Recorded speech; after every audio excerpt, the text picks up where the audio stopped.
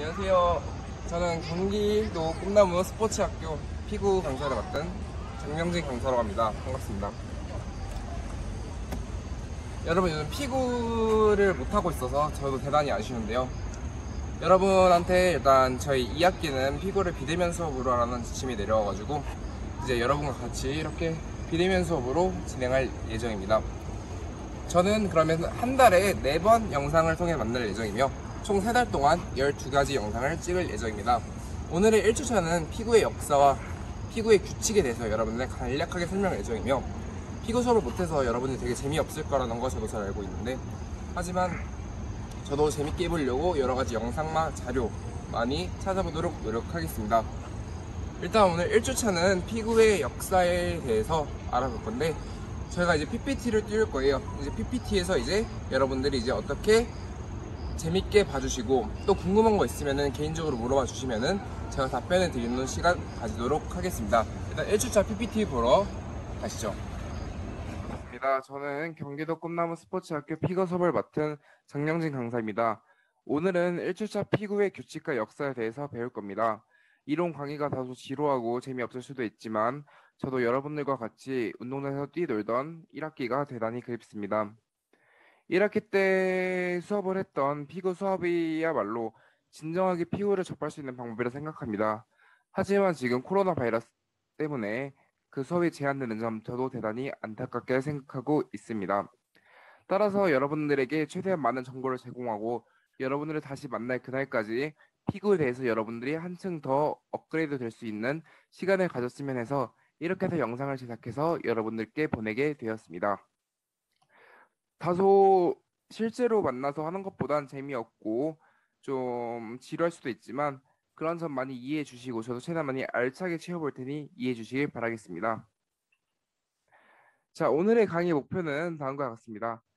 피구의 규칙과 역사에 대해 설명을 하며 피구라는 종목에 대한 이해도를 한층 올리는 것이 오늘의 강의 목표입니다. 두 번째로, 피구의 규칙을 정확히 이해하여 실제 게임 때 완벽한 룰을 이해하고 플레이를 한다. 두 번째 목표입니다. 여러분들이 피구를 할 때 많은 규칙이, 이게 지금 우리나라에서 실제 학교에서 하고 있는 플레이들과 다른 나라에서, 예를 들어 미국과 말레이시아에서 하는 플레이들은 굉장히 다릅니다. 즉 우리나라는 우리나라만의 규칙을 만들어서 하고 있는데, 세 번째 보시면 스포츠와 놀이의 차이를 이해한다고 되어 있는데, 스포츠와 놀이의 차이는 규칙이 있냐 없냐가 큰 차이가 있습니다. 자, 놀이는 말 그대로 놀이터에서 노는 것이 놀이인데 이것은 규칙이 없습니다. 여러분들이 말 그대로 흙을 파고 그네를 타고 이런 거에 규칙은 전혀 없는데, 스포츠에서는 일단 규칙이 있어서 정해진 룰 안에서 행동을 하는 게 스포츠입니다. 예를 들어 피구를 하면은 공을 맞으면 아웃된다는 규칙을 갖고 있고, 또 내야에서 공이 맞으면 그 사람들은 반대편 상대방 코트에 가가지고 바깥에서 경기를 진행하는 그런 룰이 있습니다. 이런 룰을 통해 우리가 룰을 지켜야 된다는 스포츠맨십을 가져야 된다는 그 마음가짐에 대해 인지하고, 이것을 우리는 따라서 스포츠에 대한 예의를 지켜야 되는 것이 이번 강의의 목표가 되겠습니다. 자, 피구란 무엇인지, 피구 영어로 더지볼이라고 하는데, 일정한 구역을 정해 두고 구역 안에서 상대에게 피구공을 던져서 마치는 경기를 말합니다. 자, 피구라는 것은 크게 세 가지 요소로 구성할 수 있는데요. 자, 첫 번째로 공을 잡는 것, 두 번째로 공을 피하는 것, 세 번째로 공을 던지는 것, 크게 세 가지로 구분할 수 있습니다.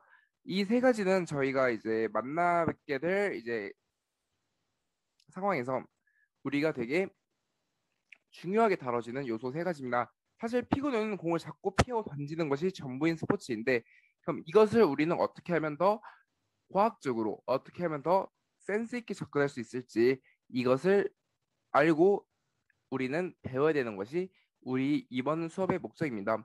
또한 이런 과정을 통해서 여러분들의 신체 능력과 여러분들의 민첩성, 순발력은 더욱 극대화될 것이며, 여러분의 학년이 올라갈수록 여러분의 신체는 더 커지고 건강해지는데, 이때 피구를 통해 여러분들의 신체의 건강을 더욱 증진시킬 수 있는 1년이 되었으면 좋겠습니다. 자, 이번 피구의 역사 한번 보고 오겠습니다.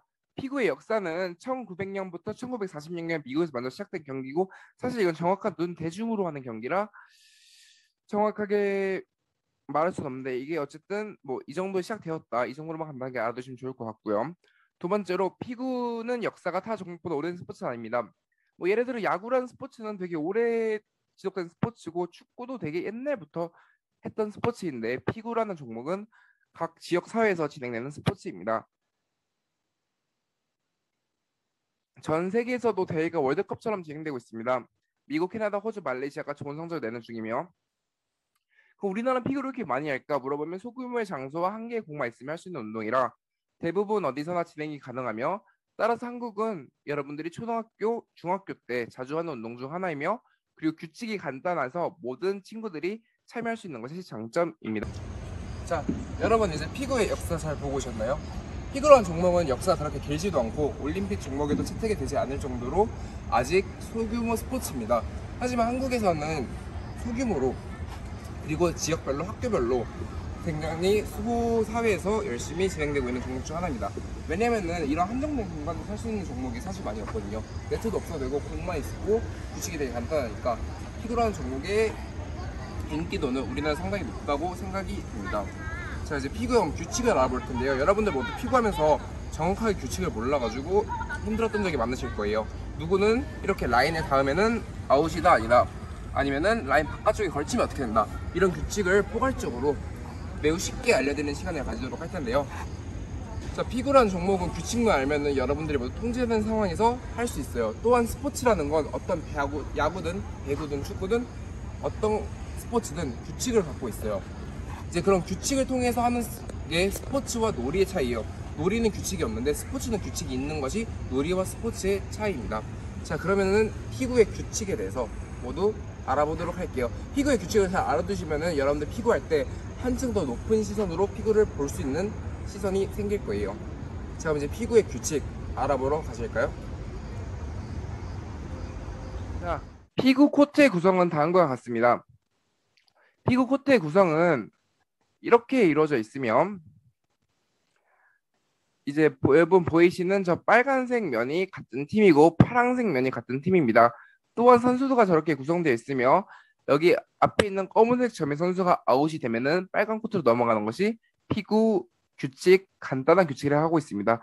이미 여러분들은 한 학기 동안 저랑 수업을 했기 때문에 이런 규칙에 대해 잘 알고 있을 거라 생각합니다. 자, 그럼 이제 피구의 규칙 상세하게 간략하게만 설명해 드릴게요. 이미 여러분은 다 알고 있기 때문인 것도 있고 피구의 규칙이 그리고 어려운 편이 아니기 때문에 그냥 간단하게만 설명해 드리도록 하겠습니다. 자, 피구의 규칙은 인원수는 양팀 선수와 똑같이 나누며 한 명이 섞여 있을 경우 감독자나 심판의 합의를 통해 유연히 팀을 이룬다. 즉 여러분들의 팀을 짤 때 제가 짜는 경우는 여러분의 학력과 실력을 비교해서 최대한 공정하게 또한 실력이 비슷하게 팀을 나누는 것입니다. 또한 공격수 한 명을 뽑고 상대편의 외야로 나가는 건 여러분들 이미 많이 접했을 거라 생각이 되고요. 그 다음에 경기가 시작되면 같은 팀원끼리 협동하면 상대 팀으로 맞춰 아웃을 시키는 겁니다. 이때 땅볼과 머리 위로 맞은 것은 아웃이 아니다. 즉 제가 머리 위로 표현을 했는데 즉 사실 머리를 맞은 것은 아웃이 아니라고 합니다. 또한 여러분들의 공을 잡고 어디 던질지 모르겠다고 계속 머뭇거리고 있는데 사실 공을 잡고 5초 내로 공격을 진행하는 것이 피구의 규칙이라 할 수 있습니다. 자, 그럼 이제 저희 다음 주는 뭐를 배울 것이냐? 공의 송구 방법을 알아볼 것입니다. 자, 공의 송구 방법, 즉 공을 던지는 방법입니다. 잘 던지고 정확히 던지고 세게 던지는 방법, 이거에 대해 영상과 자료를 통해서 여러분들께 다가갈 것입니다. 자, 그럼 이번 주는 피구의 역사와 규칙에 대해 배웠습니다. 사실 규칙이라는 것은 어떤 정형화된 규칙을 통해 여러분들이 해야 되는 것인데 각각 제각각인 규칙이 있는데 오늘부터 여러분들이 피구를 할 때나 다음번에 저를 만날 때는 이러한 규칙을 통해서 정해진 규칙을 통해서 하는 걸로 우리 모두 약속하도록 합시다. 자, 그럼 모두 다음 주에 뵐게요. 여러분들 잘 보셨나요? 피구의 역사를 잘 보셨으면 이제 피구에 대해서 전반적인 이해도가 넓어질 거라 생각하고 피구의 규칙을 알았으면 이제 피구를 할 때 이제 어떻게 하면 더 점수를 낼 수 있는지 상대방이 어떻게 하면 점수를 잃을지에 대해서 우리가 이기는 방법에 대해서 알 수 있을 거예요. 그래서 이 피구라는 게 그렇게 어려운 종목이 아니라는 것보다 다들 아셨고 이제 여러분들 이제 대면 수업을 하게 되면은 이제 피구의 역사와 이제 규칙을 잘 생각하면서 이제 피구라는 종목의 이해도가 한층 높아져서 그때 1학기 때보다 더 재밌는 수업을 할 수 있을 겁니다.